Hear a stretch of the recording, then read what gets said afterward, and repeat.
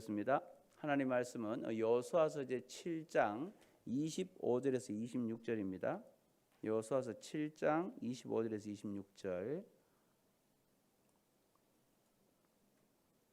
다 찾으셨으면 여호수아서 7장 25절에서 26절입니다. 이거 다 찾으셨으면 함께 한 목소리로 봉독하도록 하겠습니다. 여호수아가 이르되 내가 어찌하여 우리를 괴롭게 하였느냐? 여호와께서 오늘 너를 괴롭게 하시리라 하니 온 이스라엘이 그를 돌로 치고 물건들도 돌로 치고 불 사르고 그 위에 돌 무더기를 크게 쌓았더니 오늘까지 있더라. 여호와께서 그의 맹렬한 진노를 그치시니 그러므로 그곳 이름을 오늘까지 아골골짜기라 부르더라. 아멘. 오늘은 기념비 그런 제목을 가지고 함께 은혜 나누기를 원합니다. 여러분, 우리는요 이런 기념비를 세운다 혹은 또 기념비적이다 이런 표현을 종종 사용할 때가 있죠. 이 기념비라고 하는 것은 뭐냐면 어떤 뜻깊은 일이나 또 어떤 훌륭한 인물들을 오랫동안 내가 잊지 아니하고 마음에 간직하기 위해서 세운 비, 그걸 보통 우리가 기념비라 그렇게 말합니다. 그래서 이 기념비는 결국 오래 기억될 만한 이제 일을 가리키는 거죠. 그런데 여호수아서에도 보면 여러분 이미 두 차례의 기념비가 등장해요. 그게 어디에 등장하냐면 여호수아 4장에 보면 이제 하나님께서 이스라엘 백성들이 요단강을 건널 때에 너희가 요단강 가운데 맨바닥에서 12돌을 취해라 그렇게 말합니다. 그 강물이 흐르던 그곳에 하나님께서 요단강을 가르시고 그 마른 땅이 되게 하셔서 백성들이 건너게 하시죠. 그러니까 요단강을 건널 때에 그 바닥에서 강 바닥에서 이제 12돌을 취하라 그러면서 그 취한 돌들을 이스라엘 백성들이 다 건너고 난 다음에 머물고 있는 길갈에다가 세우라 그랬습니다. 그래서 그 길갈에다가 기념비를 세우라고 했던 이유는 뭐냐면 혹시 이스라엘의 다음 세대들이 이 길갈에서 세워진 돌들을 보고 이 돌들이 뭡니까? 라고 물을 때에 하나님께서 행하신 일을 친히 가르치는 그것을 기념하기 위해서 이 길갈에 돌을 세우라고 한 거죠. 그래서 이스라엘의 다음 세대들이 이 요단강 사건을 모르는 그 자녀들이 물을 때에 하나님께서 우리를 이 요단강을 건너게 하셨다라고 하면서 길갈에 기념비를 세우라고 하신 겁니다. 그래서 하나님의 초자연적인 일하심 그리고 자기 백성을 돌보심이 얼마나 크고 위대한지 하나님의 자녀들은 하나님이 돌보신다. 이 놀라운 사실을 그냥 단순히 한 세대에서만 그치는 것이 아니라 기념비를 세워서 계속 그게 이어지도록 했다는 거죠. 그러니까 우리도 보면 어떤 동상들이 보면 항상 위대한 인물을 동상으로 기념비로 세워놓잖아요.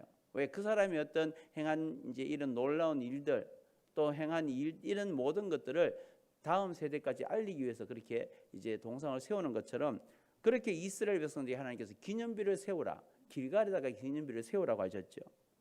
또 여러분 길갈에만 기념비를 세운 것이 아니에요. 또 요단강을 건널 때 그 요단강 가운데도 돌 12를 취하라 그랬습니다.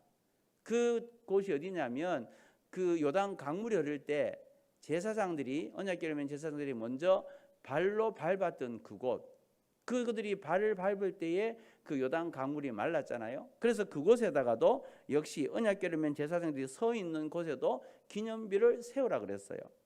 그래서 요단 강 바닥에 기념비를 세운다. 이거 쉽게 이해가 안 되죠. 나중에 요단 강물이 흘러버리면 다시 그곳은 물에 잠길 텐데 왜 물에 잠길 그 요단 강에도 그곳에 기념비를 세우라고 했느냐? 이스라엘 백성들이 요단강을 다 건너면 당연히 요단강으로 흘러버려요. 예전처럼 흐르게 될 텐데 왜 강바닥에 기념비를 세우라 그랬느냐? 그것은 이스라엘과 또 여호수아에게 이 기적을 체험했던 백성들 그들이 자신들의 특별한 위치를 잊지 않게 하기 위함입니다. 너희들이 이 요단강에 이 물이 흐르는 이곳에 강을 마르게 하시고 건너게 하셨다는 거죠. 그래서 언뜻 이해가 잘 안 되는 기념비의 위치이지만 어쨌든 이 두 번째 기념비 이것도 역시 하나님의 일하심을 기억하기 위해서 기념비를 세웠다는 거예요. 자, 근데 오늘 본문에도 기념비가 또 하나 더 나와요. 근데 이건 여러분 기념비라고 하기에는 너무 비참한 일이에요. 왜냐하면 좋은 일이 아니거든요. 이것은 나쁜 상징에 대한 하나의 기념비를 세우라고 하는 겁니다. 자, 오늘 읽었던 본문 25절에서 26절입니다. 읽어보십시다. 여호수아가 이르되 내가 어찌하여 우리를 괴롭게 하였느냐 여호와께서 오늘 너를 괴롭게 하시리라 하니 온 이스라엘이 그를 돌로 치고 물건들도 돌로 치고 불 사르고 그 위에 돌 무더기를 크게 쌓았더니 오늘까지 있더라. 여호와께서 그의 맹렬한 진노를 그치시니 그러므로 그곳 이름을 오늘까지 아골골짜기라 부르더라. 자, 여기 보니까 이 아골골짜기라고 하는 돌 무더기가 있어요. 이것도 하나의 기념비인데 이건 수치와 절규, 죽음의 현장이라는 거죠. 그래서 하나님은 분명히 그곳에도 기념비를 쌓기를 원하신 겁니다. 이 돌무더기의 이름이 뭐냐? 우리가 잘 아는 아골골짜기인 거죠. 그런데 여러분, 하나님께서는 왜 이토록 비극적인 현장에도 기념비를 세우라고 하셨냐는 거예요. 왜 그 돌무더기를 쌓아서 그 기념하라고 했느냐라는 거죠. 여기 보니까 오늘까지 있더라 그랬잖아요. 그 기념비가 오늘까지 있더라. 이 표현은 구약 성경 전체에서 독자들이 꼭 기억해야 할 무언가를 지칭할 때 자주 사용하는 이제 표현이에요. 오늘까지 있더라. 뭔가 그들에게 도움을 또 그들에게 뭔가 교훈을 주기 위해서 오늘까지 있더라 그런 단어를 쓰는 거죠. 그러면 아간이 죽은 이 죽음의 돌무더기, 이 아골골짜기 기념비를 통해서 하나님이 뭘 얘기하시기를 원하느냐? 그건요, 죄의 결말은 사망이다. 그걸 하나님은 교훈하시기 위해서 아골골짜기 기념비를 세우도록 만드신 거예요. 자, 로마서 6장 우리 23절입니다. 같이 읽어보십시다. 죄의 삭은 사망이요 하나님의 은사는 그리스도 예수 우리 주 안에 있는 영생이니라. 아멘. 그러니까 여러분, 죄의 결말은 뭐냐? 죽음이라는 거예요. 아간의 범죄 사건을 통해서 너무나 잘 보여주는 거죠. 여러분, 이스라엘 백성들이 가나안 정복하는 이것은 그냥 단순히 아간의 범죄 사실을 보여주는 게 아니에요. 지금 이 정복 사건을 통해서 하나님께서 뭘 얘기하시느냐 하면 이스라엘의 가나안 정복 사건은 단순히 어떤 고대 근동의 그냥 패권 차지를 위한 그런 전쟁이 아니라는 거죠. 이것은 하나님의 사람이 이 땅에서 치러야 될 영적 전쟁입니다. 하나님의 백성들이 이 광야와 같은 세상, 이 가나안 땅을 점령하고 그것을 차지하기 위해서 영적 전쟁을 하는 거죠. 그러니까 순례의 길을 보여주는 거예요. 하나님의 백성들이 하나님의 인도하심 속에서 어떻게 그 길을 가야 되는가, 그걸 보여주시는 거죠. 그래서 그 가운데서 우리가 피해야 될 가장 큰 장애물이 뭐냐? 그게 바로 죄라는 거예요. 우리가 이 땅의 광야 인생길을 살아가면서 순례길을 가면서 천국 가는 그날까지 우리에게서 가장 큰 걸림돌이 되는 건 죄라는 거죠. 그래서 죄는 하나님께서 가장 미워하시는 겁니다. 왜? 하나님은 거룩하신 분이거든요. 그래서 늘 이 성경은 말합니다. 하나님은 내가 거룩하니 너희도 거룩하라라고 말씀하고 있는 거죠. 그래서 아간이 숨겼던, 여러분, 이 여리고성을 점령하고 난 다음에 그 아간이 그곳에서 이제 물건을 취해서 자기가 가지거든요. 하나님은 이 여리고성에 있는 모든 것은 하나님을 배반하고 하나님을 섬기지 않는 우상에 대한 것들이기 때문에 다 여리고성을 점령하면 불태워서 없애라고 이야기했어요. 그런데 아간은 그 여리고성을 점령하고 난 다음에 이 시날산에 아름다운 외투 한 벌, 은 200세겔, 그리고 50세겔 되는 그런 금덩어리 하나, 이걸 숨긴 거죠. 그의 탐심이 그를 통해서 죄를 짓게 만든 거예요. 그래서 그 경관 여리고성을 무찔렀던 그들이 아이성을 점령해야 되는데 아이성에서 패배하고 말았던 거죠. 그래서 성경은 얘기합니다. 탐심, 이 여리고성을 무찌르고 난 다음에 거기에서 나오는 모든 것들은 불태워 없애야 되고 또 금은은 하나님께 드려야 되는데 그렇게 하지 않았다는 거예요. 그래서 탐심이 우상숭배라는 거죠. 그러니까 이 우상숭배는 하나님보다 더 사랑하는, 말씀보다 더 중요하게 여기는 이것은 결국 우리를 통해서 하나의 문제가 아니라 전부의 문제라는 거예요. 이 아간 한 사람의 범죄가 이스라엘 공동체가 전쟁에서 패해버리게 만드는 이런 전체의 문제로까지 그렇게 번지게 되는 거죠. 죄가 그렇게 무섭다는 겁니다. 그래서 이런 죄는 반드시 끊어야 한다는 거예요. 죄는 끊어내야 돼요. 왜냐하면 죄를 끊어내야 우리가 살 수 있기 때문이거든요. 죄의 삭은 사망이에요. 죄의 결과는 죽음이에요. 그래서 우리는 죄를 끊어내야 우리가 살아갈 수 있다는 거죠.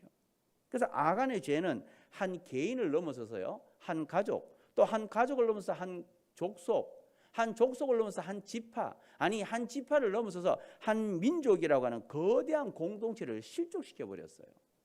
아이성이라고 하는 그 조그만 성을 이제 취하기 위해서 싸움을 했다가 36명이 죽는 그런 일들이 일어났거든요. 이처럼 죄는 여러분 누룩처럼 번진다는 거예요. 그래서 죄는 결코 타협할 대상이 아니라는 거죠. 그래서 하나님은 피 흘리기까지 죄와 싸울 것을 명령합니다. 왜? 죄의 결말은 죽음이기 때문에. 죄는 끊어내고 죄는 싸워서 이겨내야 된다는 거예요. 그래서 여러분 죄는 사망이다. 그래서 우리는 주님께서 우리에게 이 기념비라고 하는 이 아골골짜기 기념비를 통해서 죄의 삭은 죽음이다. 그걸 보여주기 위해서 기념비를 세우라고 하신 거죠. 자, 또 한 가지 우리에게 말씀하신 게 뭐냐면 아골골짜기 기념비는 사망이죠. 이 사망의 골짜기를 소망으로 바꾸는 하나님만 바라보라는 거예요. 자, 호세아 2장 15절입니다. 호세아 2장 15절 읽어보십시다. 거기서 비로소 그의 포도원을 그에게 주고 아골 골짜기로 소망의 문을 삼아주리니 그가 거기서 응대하기를 어렸을 때와 애굽 땅에서 올라오던 날과 같이 하리라. 아멘. 자, 이게 보니까 아골 골짜기, 고통의 골짜기잖아요. 근데 고통의 골짜기를 어떻게 한다고요? 소망의 문을 삼아준다라고 말씀하셔요. 누가요? 하나님 그렇게 하시겠다는 거죠. 그러니까 죄로 인해서 우리가 비참한 죽음을 이제 당한 그 자리에 하나님께서 새로운 소망을 여신다는 거예요. 죄로 죽어 마땅한 우리에게 하나님은 산 소망을 주기 위해서 예수 그리스도를 우리에게 보내주셨다는 거죠. 우리는 이미 허물과 죄로 죽었어요.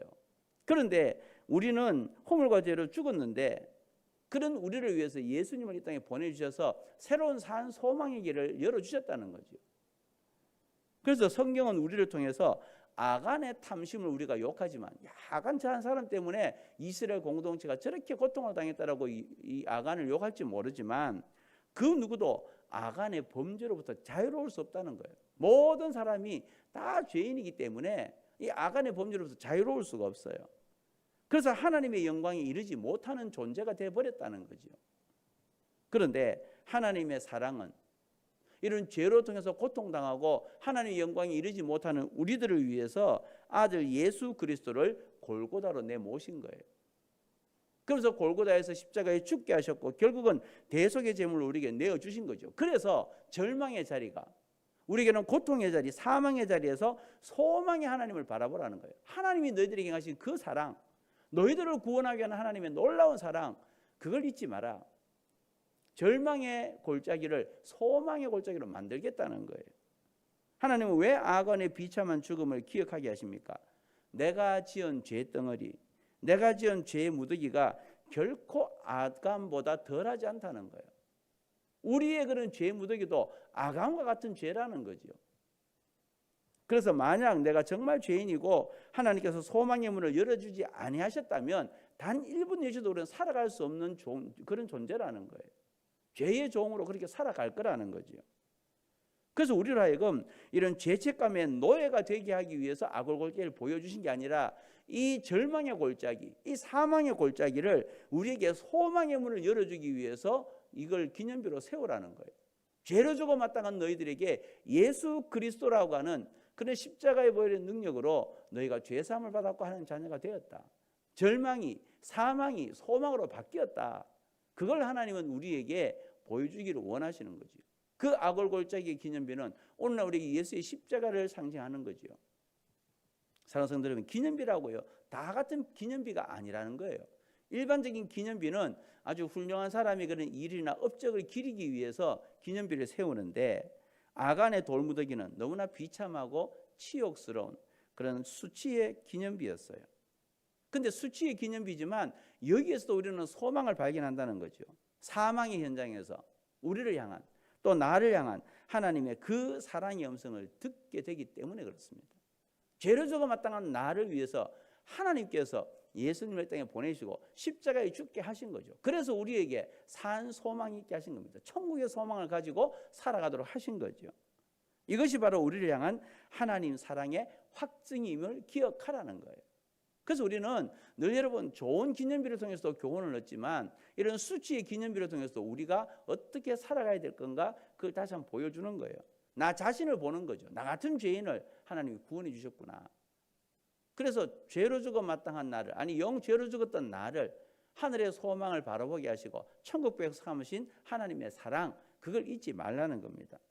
내가 어떤 존재인지 바로 아는 사람은 하나님의 소망을 사랑하게 돼요. 하나님의 소망을 늘 사모하면서 하나님을 바라보는 거죠. 그래서 내가 어떤 존재인지를 분명히 깨달으면 하나님의 사랑이 얼마나 큰지 그걸 발견하게 되는 거예요. 내가 죄인임을 깨달을수록 하나님의 그 사랑이 크다는 것을 알게 되는 거죠. 그래서 바라기는 오늘 하루도 우리가 내 삶의 수많은 날들 중에 한 날이 아니라 오늘의 이 하루는 나를 향해 절절히 외치는 하나님의 사랑, 그리고 하나님의 은혜를 크게 경험하는 날이 되기를 바란다라는 거예요. 오늘 하루의 삶을 살아갈 때도 나 같은 죄인을 구원하신 하나님 앞에 그 하나님의 은혜와 사랑을 우리가 생각하면서 죄를 물리치며 나가자는 거죠. 그러므로 오늘 하루도 우리가 이제 수치를 떠나게 하신 하나님의 소망이 활짝 열리는 그런 귀한 날이 되기를 소망하고, 주님 앞에서는 그날까지 나 같은 죄인을 구원해 주신 하나님의 은혜, 그 십자가의 사랑을 잊지 않고 주님 앞에서는 그날까지 늘 믿음의 경주를 잘 달려가면서 죄를 멀리하고 죄악 가운데 승리하고 그렇게 주님의 영광을 드러내는 저 여러분의 삶이 다 될 수 있기를 주님의 이름으로 축원합니다.